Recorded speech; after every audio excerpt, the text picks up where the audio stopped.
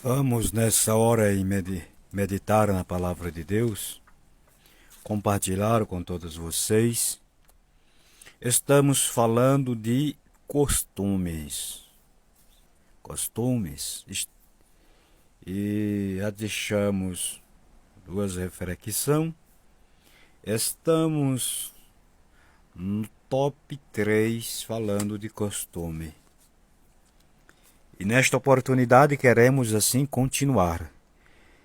Lucas capítulo 1 e versículo 9, partear do versículo. Segundo o costume sacerdotal.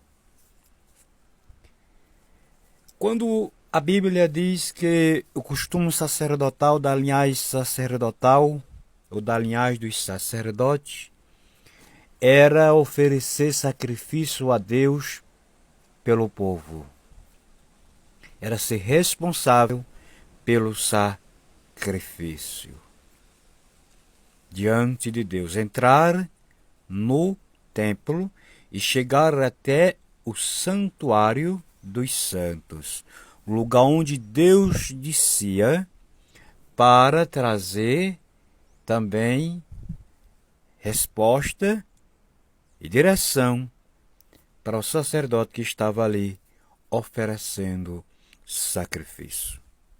Pois bem, quando a Bíblia quer dizer costume, ela está separando os bons costumes e os costumes do mundo que desagrada a Deus. Na reflexão anterior onde limos em Jeremias 10 e versículo 3, fala do costume dos povos gentios pagãos. Eu tenho que lhe dizer isso. Não é bom de se ouvir, mas eu tenho que lhe dizer. Que era adorar, crer nos deuses. E lá fala muito especificamente como é que se faz eles. Mas lá mostra o costume dos povos, que é um hábito de fazer uma coisa que Deus não se agrada. E é por isso que nesses últimos tempos a igreja tem sofrido, porque tem sido aberta muito igrejolas na terra. Muitas igrejolas estão abertas, falando do nome de Deus em vão, ensinando em vão, porque estão ensinando mentira. Estão levando as pessoas a aderir costumes, ainda que não seja para se curvar diante de uma estátua, diante de um Deus ou de uma imagem, mas estão aderindo costumes dos quais a Bíblia reprova. E se você der glória, amém. Se você não der, não tem problema.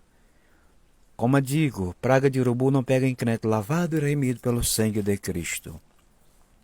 Mas a verdade tem que ser dita, que você creia ou deixe de crer. Então, quem está em Cristo está em novidade. Não tem como uma pessoa que está em Cristo andar em novidade de vida com as atitudes velhas.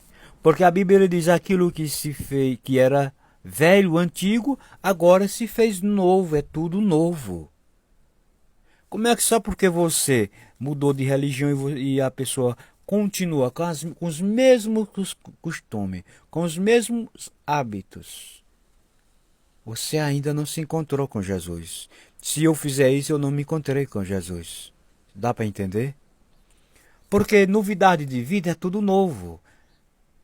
O velho homem ficou para trás e agora surge o homem, o novo homem, a nova mulher, falando espiritualmente.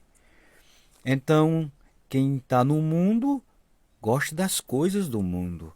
Mas Jesus diz assim: vocês estão no mundo, mas vocês não são do mundo. Vocês estão no mundo, mas vocês não são do mundo.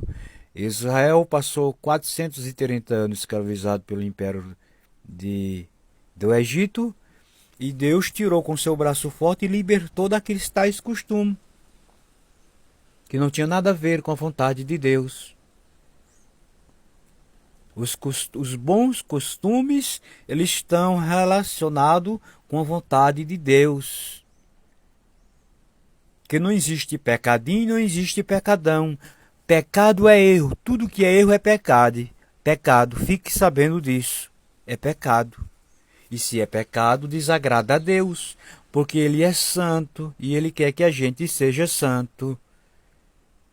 Se não for santo, não agrada a Ele. Você pode pular, você pode fazer o que você quer fazer. Se a gente não santificar Ele, Ele não recebe. Ele não vai receber a oração, não vai receber o louvor, não vai receber o sacrifício. O costume do sacerdote era entrar no templo para fazer o quê? Oferecer sacrifício, que foi o que Zacarias estava fazendo. O incenso, o perfume suave, que é um sacrifício, como dissemos na reflexão anterior. Se você é um homem de Deus, se você é uma mulher de Deus, se você santifica, se você obedece, se você submete os princípios e guarda, você é um homem santo, uma mulher santa, porque se separou do pecado. E se você prega a doutrina da Bíblia, é porque ela está dentro de você com a graça de Deus. Deus vai lhe dar graça para você guardar e zelar pelaquilo que Deus deu. Como é que a pessoa está zelando pelas coisas espirituais se está nos costumes velhos, antigos? Isso é contraditório à Bíblia. A Bíblia é o farol que ilumina nossa mente, os nossos passos, tira os embaraços, esclarece o reino e a vontade de Deus. Está tão compassado, bom da gente entender e receber essa orientação. Não está atropelando, não. Está bem esclarecendo, porque o Espírito Santo tem nos dado algo esclarecedor para a minha e a sua vida. Você só não entende se você não quiser, se você não der lugar à palavra, a Deus operar na sua vida. Todo dia colocamos reflexão aqui, buscando em Deus esclarecimento, de forma que quem vem ouvir entenda, compreenda, para que o Espírito Santo entre. Então Zacarias, ele estava no templo, segundo o costume da linhagem de sacerdote, oferecendo sacrifício. Quando a gente obedece a Deus, a nossa vida já é um sacrifício. Jesus foi o sacrifício a Deus suave pelas nossas vidas. E foi para isso que ele veio, para nos purificar e nos ensinar a oferecer sacrifício a Deus. Não sacrifício de tolo, porque esse sacrifício misturado com as coisas do mundo é sacrifício de tolo, de inércio, de bobo, de pessoas que não têm uma mente inspirada pelo Espírito Santo. Esses pregadores que pregam uma coisa e pregam outra, é porque o Espírito Santo não está falando na boca deles. É porque o Espírito Santo não está falando na boca deles, porque a Bíblia me diz que o Espírito Santo não erra, não mente. Se ele não mente, se ele não erra, como é que quem está sendo usado por ele vai ensinar heresia?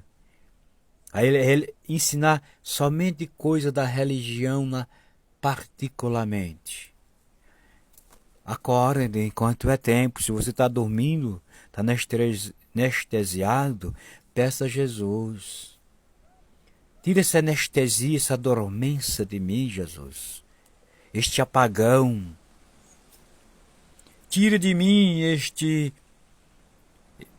acomodismo e abre os meus olhos para me ver coisas novas e coisas grandes da parte do Senhor.